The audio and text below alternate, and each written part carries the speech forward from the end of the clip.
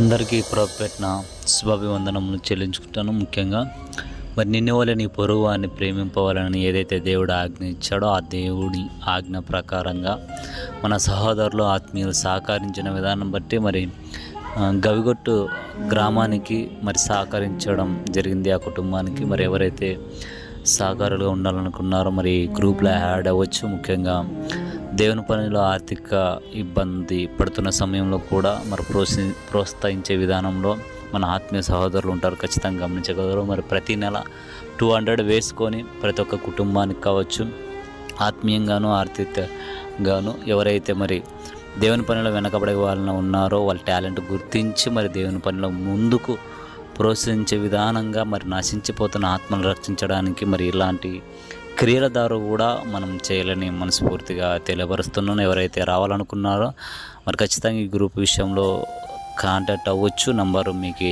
Phone number ఇవ్వడం జరుగుతుంది. కాబట్టి మనం అందరూ దేవుని ప్రేమను చాటు చెప్పే విధంగా ఉండాలని మనస్ఫూర్తిగా తెలియపరిస్తే ఈ మాటలు ముగిస్తున్నాం. ఒక సహాయము చేసేది ఇది దేనివల్ల సహాయం చేస్తున్నామంటే మాకు బైబిల్లో కొన్ని విషయాలు చెప్పారు. దేవుడు చెప్పాడా ఏమని సామెతలు 19:10 ఏముందంటే బీదలను కనుకరించేవాడు యెహోవాకు అప్పిచ్చువాడు అనే మాట ఉంటుంది.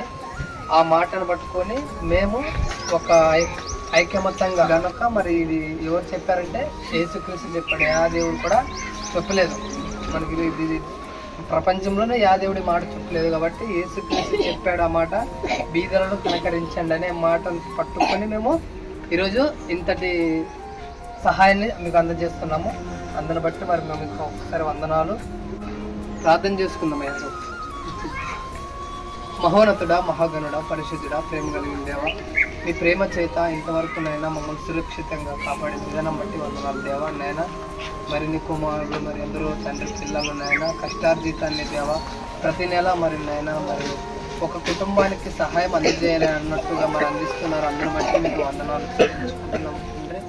మీ పిల్లలు మరి నైనా అందజేస్తున్న కుటుంబాలను మీరు జ్ఞాపకం చేసుకోండి దేవా. వారికి మంచి ఆరోగ్యాలను, బలాన్ని, శక్తిని దయచేయండి.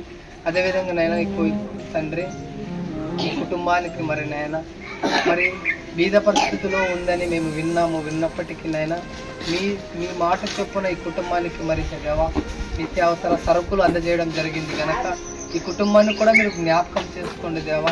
ఈ కుటుంబానికి దేవా మంచి ఆరోగ్యాన్ని ప్రసాదించండి దేవా. నీ కుమార్తె వృత్యాపంలో ఉంది నాయన, ఈమెను కూడా మీరు దీవించండి, ఆశీర్వదించి ఆ మంచి ఆరోగ్యాన్ని ప్రసాదించమని మరి నాయన సహాయం చేస్తున్న ప్రతి బిడ్డను తండ్రి మీరు జ్ఞాపకం చేసుకోమని నీకే మహిమ, ఘనత, ప్రభావం చెల్లించుకుంటూ మరి మేము కుటుంబాన్ని వదిలి వెళ్తుండగా తండ్రి ఈ కుటుంబాన్ని కూడా తండ్రి మీ కాపుదల మీ రెక్కల చాటు కింద భద్రపరచమని నీకే మహిమ, ఘనత, ప్రభావం చెల్లించుకుంటూ మా ప్రియుడు మీ కుమారుడు మా రక్షకుడైన క్రీస్తు పేరిట ప్రార్థన వేడుకుంటున్నాం కన్న తండ్రి.